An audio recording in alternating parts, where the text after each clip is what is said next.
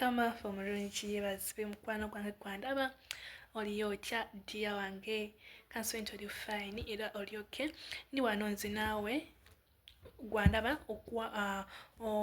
kugabanako naye ekyawandiikibwa kyaffe kigenda kuba mu Zabbuli 24 okutalya ku Lwokusatu naye nzisobola nga nze Kitange omwoyo mutukuvu dadi nkwaniriza mu kaseera kano jangu omamire ku lulimi lwange jangu ofuge ku lulimi lwange jangu obeeko ebigambo ebitukuvu by'oyisa ku lulimi lwange kubanga nsobola ne nga nze teeno jangu gye tuli dadi oyogereko naffe nze nvawo n'okutegeera kwange dadi gulabisibwe mu nze amiina weewaawo Mukama akuwe omukisa gwe tuli mu Zabbuli 24 tutandika olugamba nti Olwokusatu ani alirinnya ku lusozi lwa Mukama era ani aliyimirira mu kifo kye ekitukuvu kibuuzibwa kibuuzo ani aliyimirira ku lusozi lwa Mukama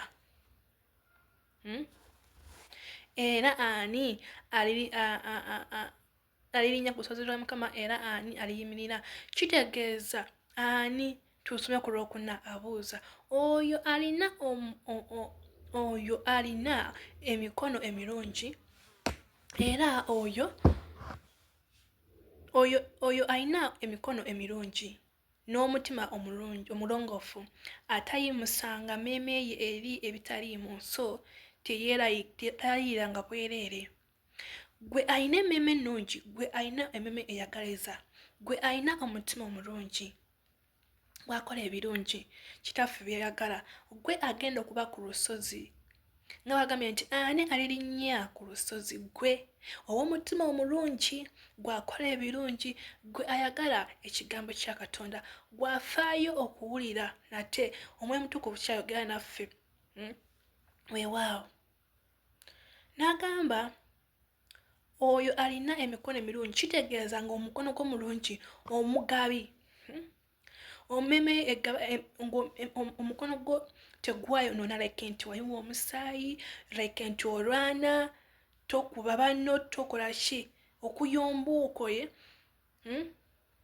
kati nga guli muntu mulungi gwe gwayogerako ajja okuba nti alinnya ku lusozi nga wabuuza ani kitegeeza gwe omulungi atakola bibi atakola byesittaza mu maaso ga Mukama gw'ogenda okulinnya ku lusozi olwo era gwe olinnya mu kifo kye ekitukuvu toli mubbi toli mukumpanya tokola buyaaye era tokola kibi kyonna kuba Olwokutaano lugambye nti oyo anaaweebwanga Mukama omukisa era n'obutuukirivu anaabuweebwanga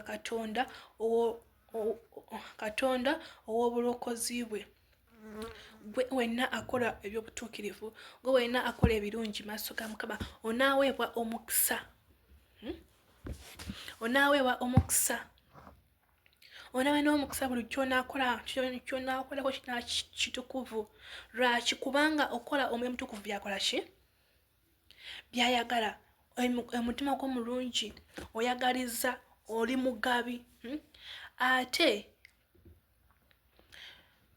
tolwana kubanga wagambye nti oyo alina emikono emirungi emikono gyo gino ng'ogikozesa mu birungi si mu bibi kyengezaako okunyonya muganda gwandaba tufuba okuba nga tukola ebirungi mu maaso ga Mukama okuba nga tubeera kumpi ne Katonda okuba nga tusembeidi Katonda dani okubeera ewala ku ye kuba omuntu ayagala muntu akola kibibi tayagala muntu ayonoona tayagala muntu ayiwa musaayi tayagala muntu alwana tayagala muntu atayagaliza tayagala muntu alina emmeeme ye mbi mutima mubi tamwagala so tajja kusobola kukusembiza ate naye tajja kusobola kukola kyoyagala kubanga omutima gwo tegwagaliza te mubi emikono gyo gikola okulwana giyomba oguyomba so tabyagala naye gwe kola ebirungi osemberere Mukama obeere watukuvu we obeere mu maaso ge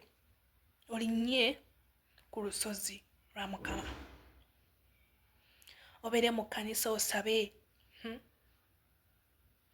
nga wagambye ku Lwokutaano nti oyo anaaweebwa omukisa obeere n'omukisa kubanga ojja kuba okola ebirungi mu maaso ga Mukama tokola kibi.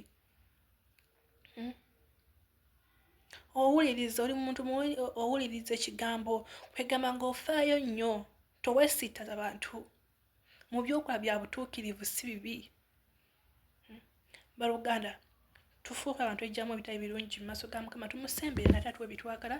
Weewaawo kibadde ekigambo kyaffe ekibadde mu Zabbuli 24 ku Lwokusatu paka ku Lwokutaano nga tugambye nti ani alirinnya ku lusozi lwa Mukama era ani aliyimirira mu kifo kye ekitukuvu.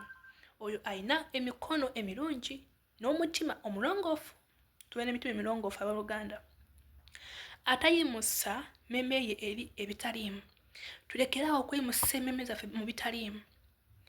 Ebitumalira obudde tubireke. Tunuulira Katonda. So tolayirira nga bwereere. Abangi tolayirira bwereere. N'olayirira nze Sabbiri nga okimanyi wakibbye.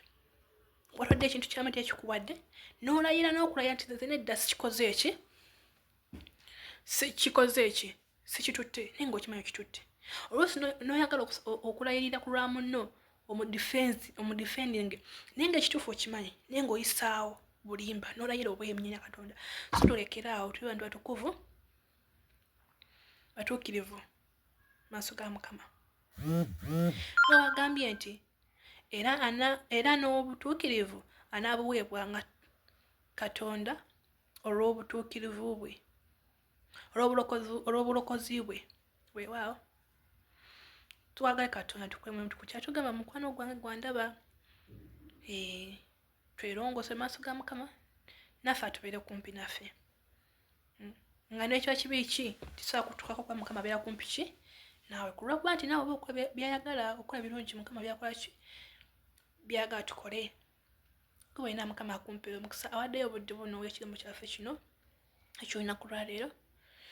Kitange omwoyo omutukuvu Dadi nkubaza ku bantu badde wamu nange nate era nkubaza ku lw'oyo omuwuliza Mukama abadde awuliza ekigambo kino mukole bulungi era omusisikane Mukama muwe kyasinga okwagala Mukama kubanga abaddeyo obudde n'awa ekigambo kino amatu n'akiwulira. Mukama omwoyo omutukuvu Dadi nkubaza kubanga abadde wamu nange siwera nga nze nate era mpisa eminya esinga amaanyi era Yesu Kristo Mukama waffe Taata nga musabye amiina.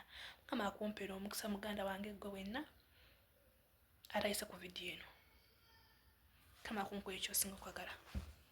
Tudde mu lunaku olulala.